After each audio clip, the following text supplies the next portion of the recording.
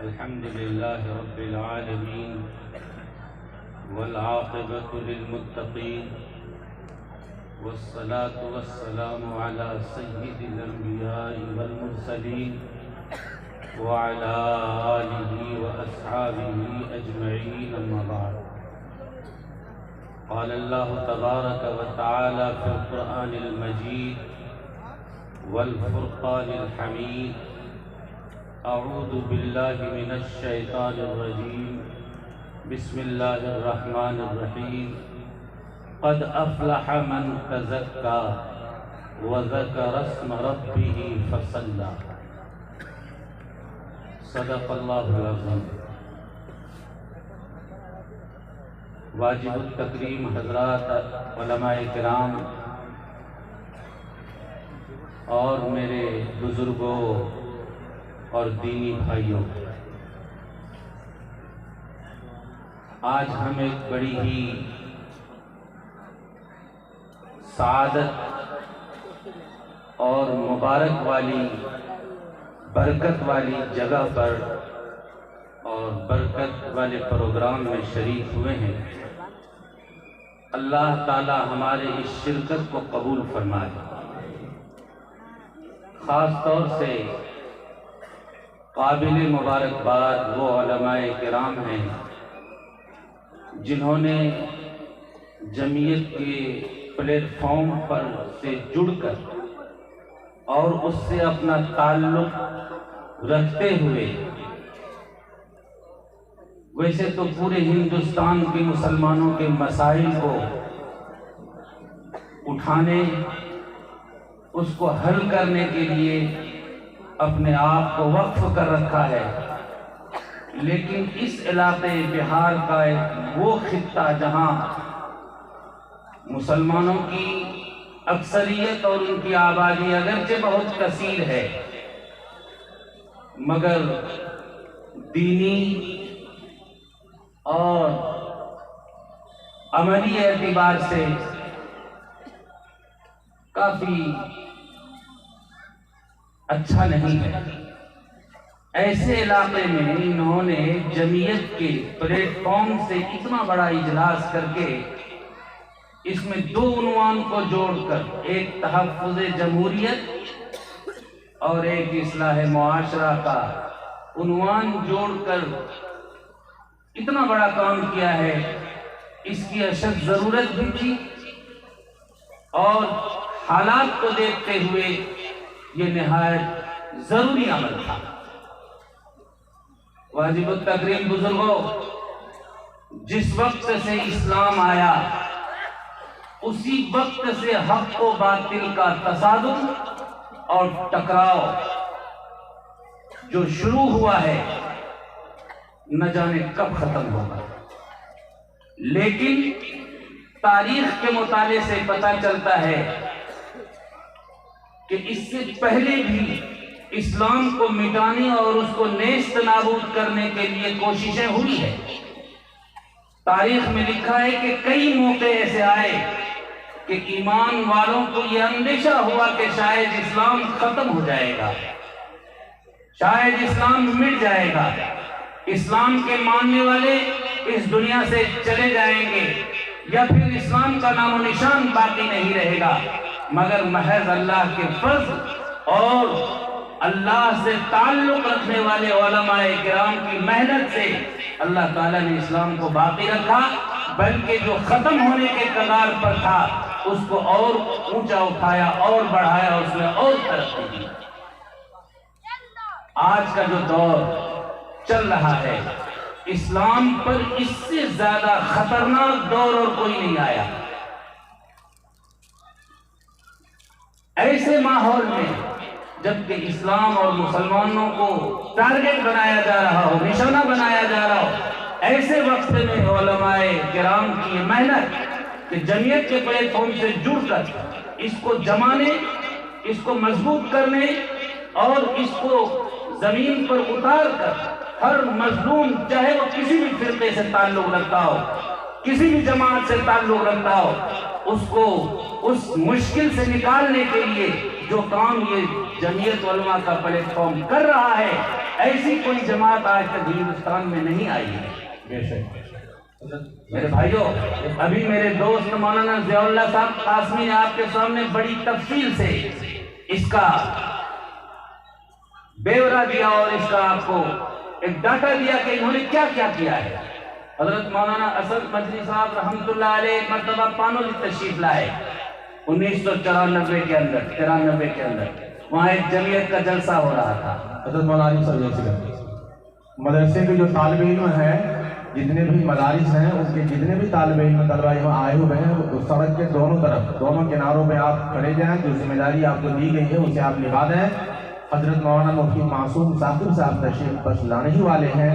Minute 1.5 minute के अंदर आप चले जाएं। जिन बच्चों को वहाँ पे मामूर किया गया है, मदारिस के बच्चे इस्तकबाल के लिए, वालिहाना इस्तकबाल के लिए आप वहाँ चले जाएं। तो जब वहाँ तशरीफ लाए, जमीयत की कारकर्दगी और जमीयत का तारुफ कराने के लिए मुझे कहा गया। मैंने जमीयत का तारुफ कराया, वक्त मुख्तसर था। तो मौलाना असद मदनी साहब रहमतुल्लाह अलैह के सामने मैंने कहा, हजरत तफसील तो बहुत है, मगर मैं एक शेर पढ़ना चाहता हूँ कि जमीयत ने जो कुछ किया है इस्लाम और मुसलमानों के लिए, वो एक शेर पढ़ देना उसके लिए काफी है। आपको याद है कि इस जमीयत को बामे उरूज पर किसने चलाया?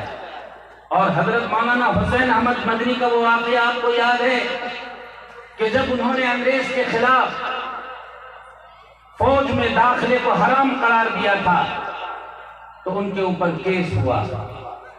जज ने उनको कोर्ट में बुलाया और उनको कहा कि मौलाना आपको मालूम है कि आपने क्या फतवा दिया है?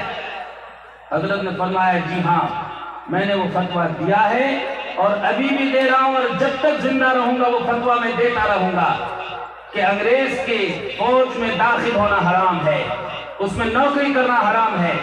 जज ने कहा, आपको पता है कि आपके इस फतवे का क्या अंजाम होगा?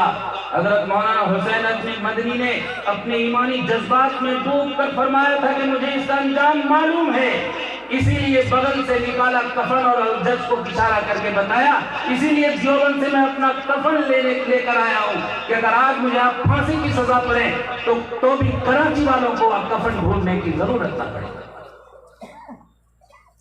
कफन लेकर आए थे और कहा था जज से कि आप मुझे फांसी की भी सजा देंगे तो भी मुझे मंजूर है, इसीलिए मैं देवबंद से कफन लेकर आया हूँ कि कराची वालों को कफन ढूंढने की जरूरत न पड़े। उनके बेटे मौलाना असद मदनी साहब रहमतुल्लाह अलैह ने इस जमीयत को आगे बढ़ाया और आज मौलाना अरशद मदनी साहब दामत बरकातुहुम आलिया और उनके रुफाका इस जमीयत के काम को आगे बढ़ा रहे हैं।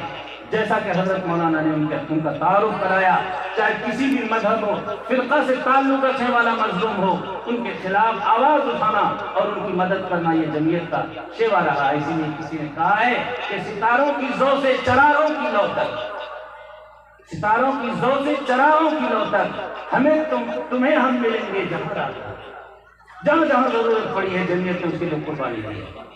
और आज हम सब काबिल मुबारकबाद हैं इस बात के कि इतनी बड़ी तंजीम और इतनी बड़ी जमात ने हमारे जमहूरियत की तहफ़्फ़ुज़ के खातिर जोखिम की जगह और जोखिम के इलाके का इंतखाब किया है, ताकि अगर हम बहुत कुछ न कर सकें, अगर जरा सा भी हमने हिस्सा लिया तो मैं समझता हूं कि ये इतना नेक काम है कि उंगली कटाकर शहीदों में नाम लिखाया जा सकता है। और वो वाक़या यूसुफ का दोहराया जा सकता है कि जब हजरत यूसुफ अलैहिस्सलाम को बाजार हुस्न में बेचने के लिए बोली लगाई गई, बड़े बड़े मालदार और बड़े बड़े ताजिर और बड़े बड़े तुज्जार और बड़े बड़े सरवत वाले और बड़े बड़े अपने जमाने के बादशाह खजानों का ढेर लेकर उस बाजार में पहुंचे कि हजरत यूसुफ को खरीदेंगे। वहां पर एक बूढ़ी सूद काटा करती थी, वो थोड़ा सा रकम लेकर और बहुत थोड़ी सी पूंजी लेकर वो हजरत यूसुफ अलैहिस्सलाम को खरीदने के लिए गई थी। तो किसी ने रास्ते में पूछा, कहाँ जा रही हो? कहा, यूसुफ बाजार में बिक रहा है, उसको खरीदने जा रही हूँ। तो उसने कहा कि अरे तुमको मालूम नहीं कि वहाँ तो बड़े बड़े दौलतमंद हैं, वहाँ तो बड़े बड़े सरवतमंद हैं, वहाँ पर बड़े बड़े बादशाह गए हैं, आपकी पूंजी की क्या हैसियत है? तो बुढ़िया ने कहा था कि मैं انگلی کٹا کر شہیدوں میں نام لکھانا چاہتی ہوں. میں جانتی ہوں کہ یوسف کو نہیں خرید سکوں گی، لیکن جب کل اللہ کے دربار میں یہ اعلان ہوگا کہ آؤ میرے یوسف کے خریداروں ایک طرف ہو جاؤ، تمہارا ٹھکانہ جنت ہوگا، تو میرا نام بھی یوسف کے خریداروں میں آ جائے، اس لیے میں جا رہا ہوں. میرے بھائیوں، میرے بزرگوں، آج اس اہم تنظیم نے آپ سے مدد اور آپ سے امداد کی اپیل کی ہے. یہ آپ کی اور ہماری خوش نصیبی ہے کہ ہم اس میں حصہ لیں اور آخرت میں اپنے لیے جگہ بنائیں، کیونکہ یہ ہماری جمہوریت کا تحفظ کرے گا. دوسرا ہمارا اصلاح معاشرہ. میرے بھائیوں، میرے بزرگوں، اصلاح معاشرہ کیا ہے؟ معاشرے کا اصلاح کیسے ہوگا؟ بہت تفصیلی موضوع ہے. علماء کرام بیٹھے ہیں، جن کو موقع آئے گا میں کہوں گا وہ کہیں گے، لیکن میں اس وقت آپ کو ایک بات بتانا چاہتا ہوں کہ اصلاح معاشرہ کی بنیاد اس پر ہے کہ خدا کا خوف دل میں آ جائے. اگر ہم خدا کا خوف دل میں پیدا کر لیتے ہیں تو ظاہر ہے کہ ہم اسلام کے خلاف، شریعت کے خلاف اپنی زندگی نہیں گزاریں گے.